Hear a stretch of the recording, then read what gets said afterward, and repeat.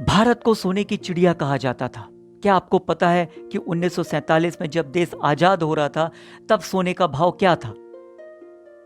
लोगों का सोने के प्रति जो प्रेम है वो कभी कम नहीं हुआ। खासकर महिलाएं सोने के गहनों को लेकर बहुत अधिक संवेदनशील होती हैं। पूरे विश्व में सोने को सबसे सुरक्षित निवेश माना जाता है। जब कभी भी विश्व के बाजारों में उथल पुथल होती है, लोग सोना खरीदने के लिए दौड़ पड़ते हैं। पूरे विश्व में केंद्रीय बैंक भी सोने के भंडार रखते हैं। यहां तक कि करेंसी छापने के लिए भी सोने को आधार बनाया जाता है। पूरी जानकारी के लिए वीडियो को आप अंत तक देखिए। अनंत यात्रा चैनल को आपने सब्सक्राइब नहीं किया है तो आप सबसे पहले सब्सक्राइब कर लीजिए और हाँ, नोटिफिकेशन बेल पर ऑल को क्लिक कर दीजिए ताकि हर नया वीडियो सबसे पहले और लगातार प्राप्त होता रहे। मैं डॉक्टर विजय दीक्षित आज आपके सामने सोने की कहानी लेकर के आया हूं। जी हां, कोरोना वायरस की वजह से लॉकडाउन क्या लगा, सोने को मानो पंख लग गए। लॉकडाउन लगा तब शेयर मार्केट धराशायी हो गए, लेकिन सोने की चमक बढ़ती गई। अब रिपोर्ट्स यह कह रही है कि कोरोना वायरस की वजह से आई आर्थिक मंदी में रिकवरी हो या ना हो, या बहुत वक्त लग सकता है, लेकिन सोना लगातार महंगा होगा, इसकी संभावना जताई जा रही है। दैनिक भास्कर में एक रिपोर्ट छपी है, यदि उसको हम सच माने तो उसके मुताबिक अगले साल सोने का भाव 80,000 रुपए प्रति 10 ग्राम तक हो सकता है। आखिर क्यों बढ़ रही है सोने की कीमतें? दरअसल भारतीय फिलॉसफी कहती है कि सोने से पैसा नहीं कमाया जा सकता, लेकिन बुरे वक्त में कोई भी विपदा आ जाए उसको टाला जरूर जा सकता है। यानी पूरी दुनिया सोने को एक अच्छा निवेश मानती है, तो भारत क्यों ना माने? बाजार अनिश्चितता के दौर से गुजर रहे हैं। कोविड-19 के मामले लगातार बढ़ रहे हैं। आर्थिक मंदी से रिकवरी कब होगी किसी को नहीं पता। ग्लोबल फाइनेंस इंस्टीट्यूशंस और कंसल्टेंसी फर्म इक्विटी बाजार में गिरावट का अनुमान लगातार लगा रहे हैं। ऐसे समय में जब स्टॉक मार्केट, बैंकों में एफडी, बॉन्ड, ये सभी इन्वेस्टमेंट टूल्स निगेटिव ग्रोथ दे रहे हैं, तब सोना ही एक ऐसा मात्र साधन है जो ऊंचाइयां दिखा रहा है, सपने दिखा रहा है, लगातार महंगा हो रहा है। आखिर किस तरह सोने की कीमतें बढ़ी? एक रिपोर्ट 1947 में जब देश आजाद हो रहा था, उस दिन सोने का भाव था 88 रुपए 62 पैसे। जी हां, 100 रुपए से भी कम। 1948 में इसकी कीमत बढ़ती है 95 रुपए 87 पैसे।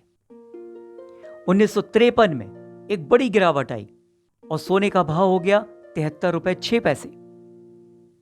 1959 में पहली बार सोना 100 के पार गया, इसकी कीमत होती है 102 रुपए 56 पैसे। 1964 में फिर एक बड़ी गिरावट आई, सोने का भाव हो गया 63 रुपए 25 पैसे। इसके बाद लगातार बढ़त जारी रही, फिर सोने ने पीछे मुड़कर नहीं देखा। 1967 में 102 रुपए 25 पैसे। 1972 में 200 के पार, जी हां 202 रुपए। 1974 में 500 के पार। 1980 में 1000 के पार और इसकी कीमत हो गई 1330 रुपए प्रति 10 ग्राम। 1985 में 2000 को छू लिया इसने। 1996 में 5160 रुपए के पार। 2007 में 21वीं सदी आ गई। 2007 में ध्यान से सुनिए, सोना, सचिन और सेंसेक्स हुए 10,000। यह उस समय की एक बड़ी खबर थी। सभी अखबारों में, समाचार पत्रों के साथ साथ टेलीविजन पर एक न्यूज छाती रही। वही न्यूज वायरल हो रही थी, सोना, सचिन और सेंसेक्स हुए 10,000, यानी कि 10,000 के पार। 2010 में 20,000 के पार, 2011 में 26,400 और आज 50,000 के पार। दरअसल शेयर मार्केट और सोने के बीच में कहां निवेश किया जाए, निवेश का क्या साधन हो सकता है?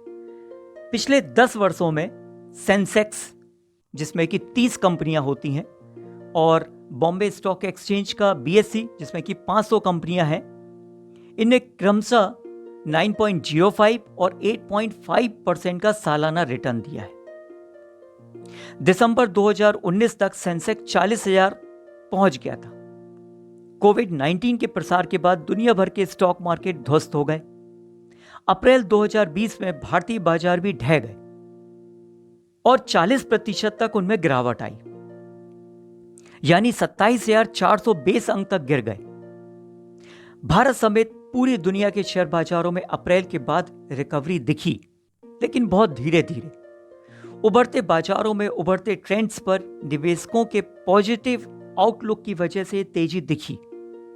दूसरी ओर सोने की बात करें तो 2008 में सोना 8,000 रुपए से बढ़कर के 25,000 रुपए प्रति ग्राम तक पहुंचा और 2019 की कीमतें 35,000 टच कर गईं। आज 50,000 के पार है। अगले साल शायद 80,000 हो जाएगा। अब यह भी जान लें कि सोने और ब्याज दरों में क्या कोई संबंध है। ब्याज दरों और सोने की कीमतों में नेगेटिव संबंध होता है। जी हां दोस्तों, यानी ब्याज दरें बढ़ती हैं तो सोने की मांग कम होती है। यदि ब्याज दरों में कमी आती है तो सोने की मांग लगातार बढ़ती है। दुनिया भर के केंद्रीय बैंकों ने मंदी से मुकाबला करने के लिए ब्याज दरें घटा दी, बड़े बड़े आर्थिक पैकेज घोषित किए हैं।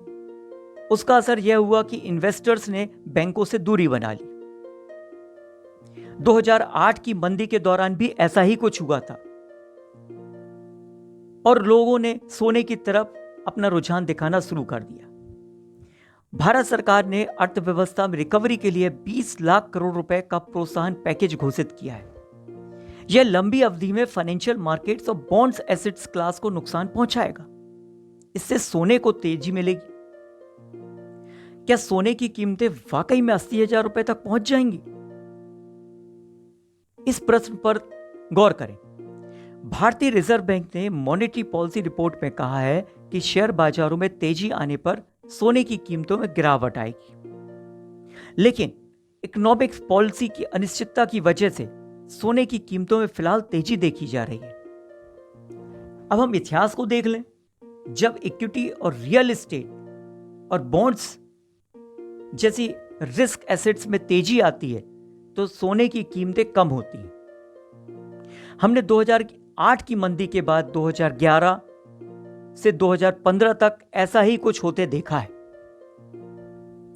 कुछ विशेषज्ञों का कहना है कि 2021 के दूसरे हफ्ते तक इन्वेस्ट स्टॉक्स, रियल एस्टेट, अन्य रिस्क एसेट्स में निवेश जो हुआ था या होने वाला है वो कहीं जाकर के रुक सकता है। आर्थिक रिकवरी स्पीड पकड़ सकती है। मतलब इन्होंने जो कहा काफी विरोधाभास है। तो हो सकता है अगर इनकी बातें सही होती हैं कि 2021 जून तक कुछ इन्वेस्टमेंट आता है तो सोने की कीमतों में ठहराव आ जाए। संभावना है कि कोरोना वायरस का टीका भी 2021 तक सबको मिल जाए। तब तक आर्थिक अनिश्चितताएं जारी रहेंगी, यानी अगले साल तेजी से दौड़ रहा सोना 80,000 को छू सकता है। अब एक और प्रश्न पर बात करते हैं। क्या मौजूदा कीमतों में सोने में निवेश सुरक्षित रहेगा? बहुत सारे निवेशकों का मानना है कि हम सोने में क्या निवेश करें। भारत में पिछले एक साल में ब्याज दरें तेजी से घटी हैं। इक्विटी मार्केट में आई गिरावट ने भी निवेशकों का फोकस सोने पर ला दिया है।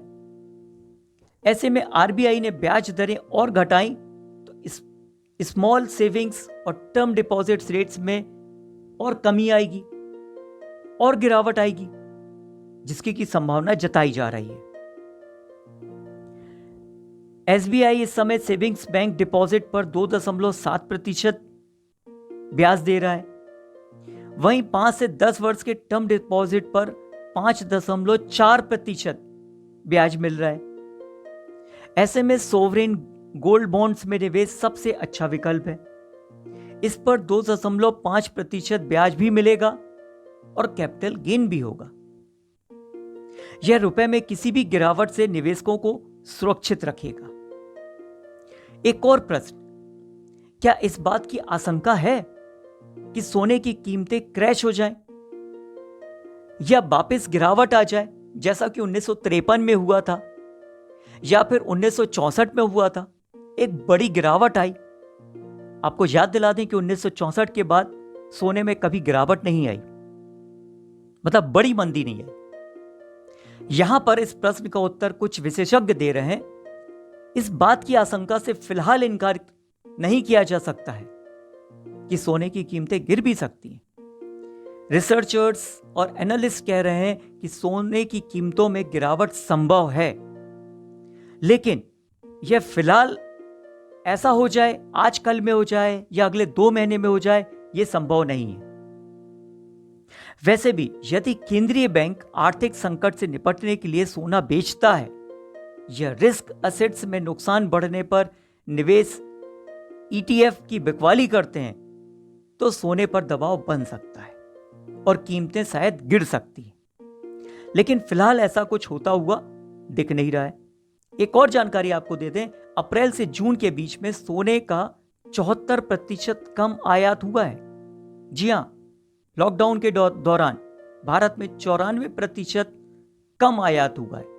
3 महीने में विदेशों से सिर्फ 5,160 करोड़ रुपए का सोना ही आया है। मित्रों, ये जानकारी आपको कैसी लगी? आप इसको वीडियो को शेयर कीजिए, लाइक कीजिए और हाँ, चैनल को सब्सक्राइब करना नहीं भूलिएगा। इसके साथ ही डॉक्टर विजय दीक्षित को अनंत यात्रा के इन्वेस्टिगेशन सेक्शन से आज्ञा दीजिए। धन्यवाद।